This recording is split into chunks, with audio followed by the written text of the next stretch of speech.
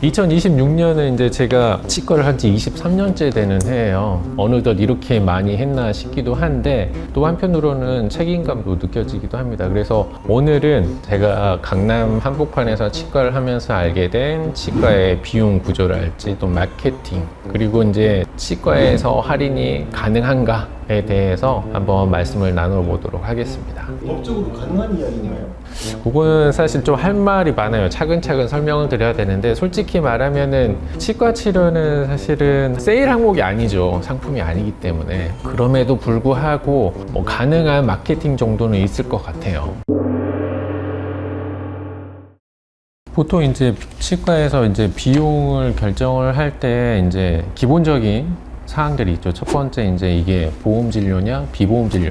보험 진료는 국가에서 기준을 정해놓기 때문에 전국 어디를 가든 거의 비슷해요. 근데 보험이 되는 치료인데 가격 차이가 난다? 그러면 한 번쯤은 질문을 해보셔야 되고요. 비보험 진료는 이거는 순전히 이제 병원에서 책임을 지고 가격을 책정을 한 거기 때문에 여기서는 이제 좀 큰 차이가 날 수 있어요. 두 번째는 이제 지역의 차이인 거죠. 지역의 차이라고 하면 이제 보통 이제 임대료의 차이인 거죠. 이게 강남 한복판이냐 도심이냐에 따라서 임대료의 차이가 나고 또 인건비의 차이가 나고 하다 보니까 고정비가 많이 들어가면은 아무래도 비용에 영향을 줄 수밖에 없어요. 세 번째는 치과 의사의 연차와 경험이에요. 이 부분은 말씀드리기가 조금 조심스럽기는 하지만 솔직하게 말씀드리면은 연차가 많을수록 진단이 빨라지고 변수 예측이 가능해지고 같은 치료라고 하더라도 좀 더 예후가 좋은 안정성 있는 결과가 나오거든요. 네 번째는 재료비인데요. 같은 임플란트 치료라고 하더라도 임플란트 브랜드마다 가격 차이가 있고 브랜드 내에서도 등급 차이가 있어요. 거기에 따라서 가격 차이도 나고요. 그리고 이게 진짜 정품인 건지 사후 관리도 가능한 제품인 건지도 꼭 알아보셔야 돼요. 이거는 환자분들께서도 꼭 중요하게 살펴보셔야 됩니다. 다섯 번째는 이제 난이도예요.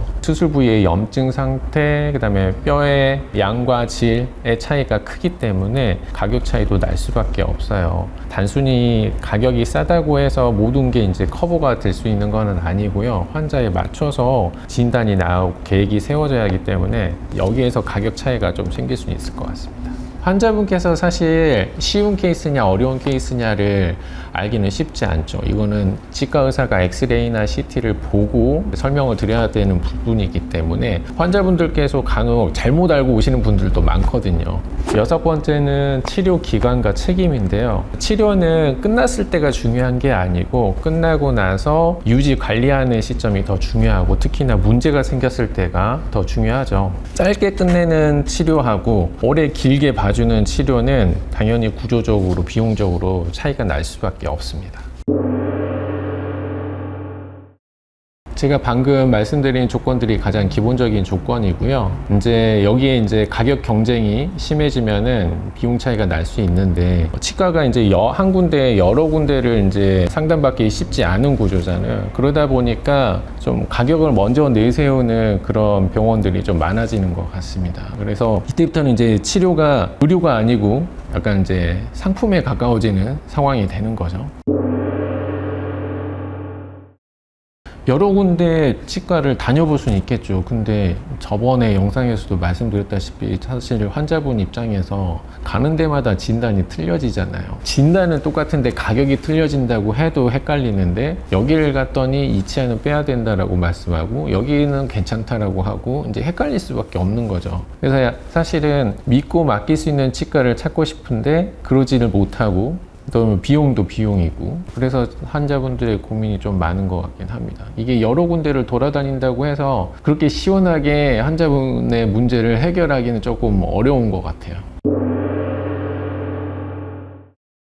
물론 이게 합법적인 마케팅도 있어요. 약간 가격 상담을 해주는 가격 문의 뭐 이벤트랄지 아니면은 패키지, 이 치료와 저 치료를 섞어가지고 뭐 패키지로 만드는 뭐 마케팅이랄지 아니면은 이 치료를 하고 나서 사후에 얼마까지 뭐 보장을 해준다라고 명확하게 알려주는 그런 가격을 제시하는 치료 같은 경우에는 합법적일 수도 있을 것 같아요. 뭐 조건이 명확하다고 하면은 환자한테는 오히려 득이 될 수도 있거든요. 근데 이게 문제는 점점 할인처럼 변형이 될 때가 문제가 되는 것 같아요. 그리고 분명히 선을 넘는 마케팅도 있고요. 모든 마케팅이 사실 불법은 아니지만은 그렇다고 해서 이제 선을 넘는 그 마케팅이 정당화될 수는 없는 거고, 예를 들어서 이제 광고 뭐 오늘만 특가, 오늘 하면 할인, 뭐 그런 광고는 거의 이제 치료가 아니고 상품인 거고, 이제 저도 한번 인스타에서 이제 임플란트 광고를 이제 클릭을 한번 한 적이 있는데, 그때부터는 알고리즘에 빠져가지고 계속 뜨더라고요. 근데 사실 그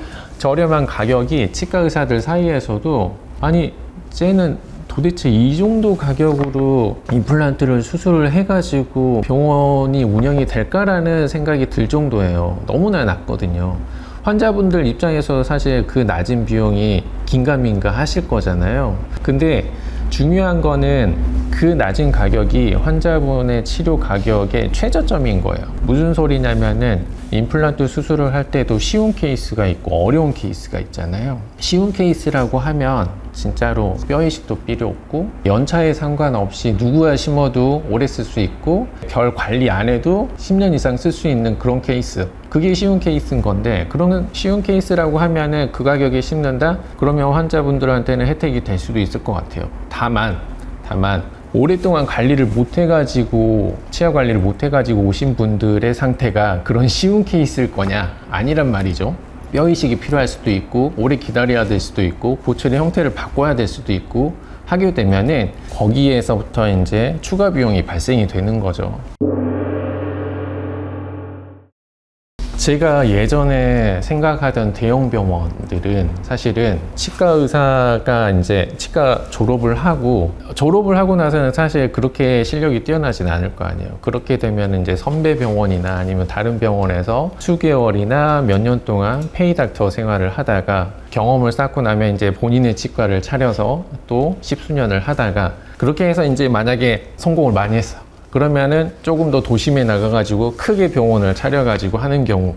근데 그런 경우는 원장님께서 돈의 압박도 별로 없고, 그다음에 실력도 출중하고 하다 보니까 약간 조금 작은 개인 병원의 입장에서는 되게 동네 형님 같은 그런 느낌이었어요. 왜냐면은 가격도 어느 정도 이제 일정하게 유지를 해주고, 내가 하기 어려운 치료는 리퍼를 하게 되면은 되게 잘 봐주시기도 하고. 근데 요새는 약간 뭔가 치과 의사들이 많이 성급해진 것 같아요.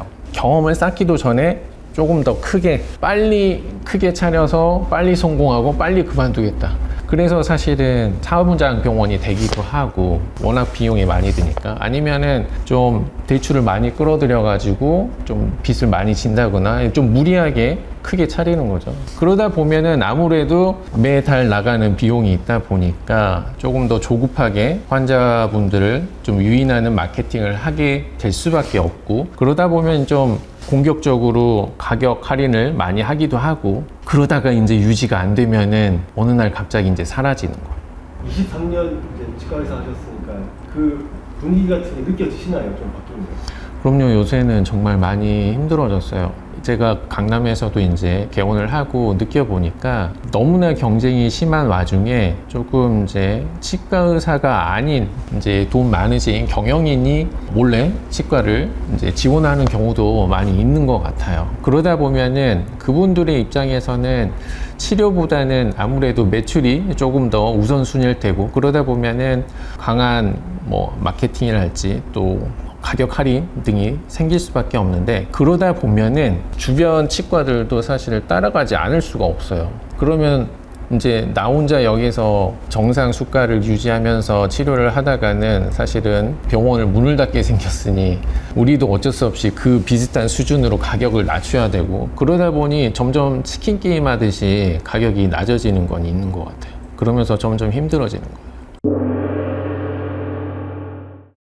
비용 할인은 마케팅이나 할인이 다 불법적인 건 아니에요. 비용 할인은 당연히 있을 수 있다고 생각을 해요. 대신에 이제 환자분들마다 사실 똑같은 가격이 아니고 환자분들의 상태에 따라서 이제 비용의 차이가 있을 수 있잖아요. 그 비용의 차이가 나는 와중에 같은 재료로 같은 연차의 치과 의사 원장님께서 치료를 해준다. 근데 가격을 할인을 해주는 거는 이제 비용에서 그만큼 손해를 부담하는 구조. 그런 경우라고 하면은 가격 할인이라고 말할 수는 있을 것 같아요. 네, 단순히 그냥 묻지도 따지지도 않고 환자 보지도 않았는데 이 가격에 해드릴게요 라고 하는 거는 아무래도 조금 상술에 가깝죠. 일단 진단을 하게 되면은 CT를 찍게 되면 환자분의 치아의 염증 상태나 뼈 상태가 다 보여요. 그러면은 여기서 이제 뼈 이식이 들어가느냐 안 들어가느냐, 그 다음에 수술이 어렵냐 쉽냐 대부분 결정이 되거든요. 난이도가 한 70~80%는 결정이 된다고 보시면 돼요. 비용도 거기서 어느 정도 결정이 되겠죠. 근데 그런 거 무시하고 그냥 가격만 나 이 가격에 해주세요 라고 하면은 사실 말이 안 되는 거죠. 임플란트라는 거는 물론 어려운 수술이기도 하지만 오래 써야 되기 때문에 비쌌던 치료거든요. 근데 그게 경쟁이 심해지면서 과도한 마케팅 때문에 가격이 낮아진 건 있지만 어찌됐건 환자분들마다 상태가 다 틀리기도 하고요. 그 상태에 맞춰 가지고 진단과 계획이 나와야 되는 건 맞아요. 상담을 잘하고 못하고를 떠나 가지고 내 상태가, 그러니까 가격이 얼마인지가 먼저 나올 게 아니고 내 상태가 어떤지에 대해서 먼저 의사하고 상담을 하셔야 되는 게 맞고요. 그럼에도 불구하고 물론 가격은 중요하겠죠. 저 같은 경우에는 사실 믿을 만한 의사를 만나서 충분히 대화를 나눠보고, 가격은 물론 중요하긴 하지만 그렇게 가격을 전국 최저가를 찾아다니는 그런 거는 환자분한테 별로 좋진 않은 것 같아요. 어느 정도 그 가격이 환자분이 생각보다 좀 비싸다 하더라도 이게 이해가 되고 납득이 되면은 그거는 납득의 영역인 거거든요. 그래서 믿을 만한 의사를 꼭 찾으셔서 상담을 많이 해보시고요. 그리고 결정하셨으면 좋겠습니다. 그러면 후회가 없을 것 같아요. 오늘 좀 밸런스 기사가 궁금한데요. 치아 건강 위해 아이스 커피 포기. 치아 건강 위해 치맥 포기. 웃음기 빼고 말하면은 사실은 치맥이 좀 더 몸에는 안 좋은 것 같습니다. 하지만 치맥이 무슨 잘못이에요? 너무 많이 먹고 나서 양치 안 하는 게 문제지. 그래서 굳이 두 개를 골라야 된다고 하면 치맥을 고르겠지만, 드시고 나서 관리 잘 하시고 정기 체크 하시면은 큰 문제는 없을 것 같습니다.